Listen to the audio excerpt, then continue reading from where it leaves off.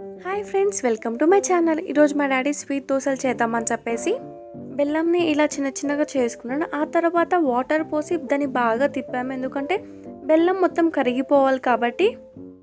ఇంకా కరిగించుకున్న తర్వాత దాంట్లో చిన్న చిన్న రాళ్ళు ఏమన్నా ఉంటుందేమో అని చెప్పేసి దాన్ని అయితే మేము వడగట్టుకున్నాం. మీరు చూసినట్టయితే మేము చేసాము. ఆ తర్వాత గోధుమ పిండి కూడా తీసుకొని దాన్ని బాగా జల్లించేసి దాంట్లో వేసేసి బాగా తిప్పాము. కానీ అదేమో చాలా అంటే చాలా పల్చగా వచ్చింది.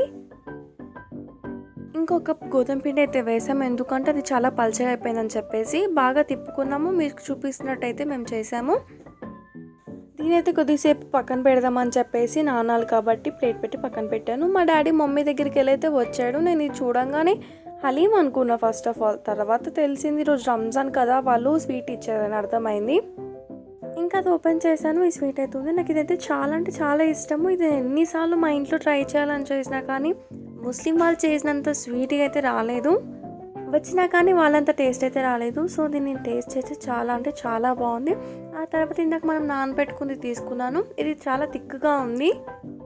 సో కొద్దిగా అయితే వాటర్ పోసుకున్నాను, ఎందుకంటే మనకి దోశలు రావాలంటే కొద్దిగా పల్చగా ఉండాలని చెప్పేసి. మరి అంత పల్చగా కాదు, మరంత థిక్ కాదు, నార్మల్గా ఉండాలి. ఇంకా నేనైతే స్టవ్ అయితే వెలిగించేసుకొని ప్యాన్ అయితే పెట్టుకున్నాను. ఇదైతే నాన్ స్టిక్కీ ప్యాన్.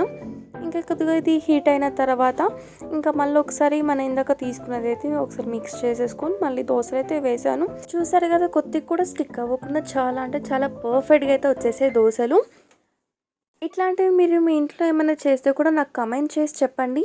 ఇప్పుడు దోశను అయితే టర్న్ చేసుకున్నాను. చూసారు కదా, చాలా అంటే చాలా బాగా వచ్చింది, గోల్డెన్ కలర్లో ఉంది. ప్లీజ్ లైక్ చేసుకోండి, షేర్ చేయండి, కమెంట్ చేయండి అండ్ సబ్స్క్రైబ్ కూడా చేసుకోండి. Bye guys, see you later.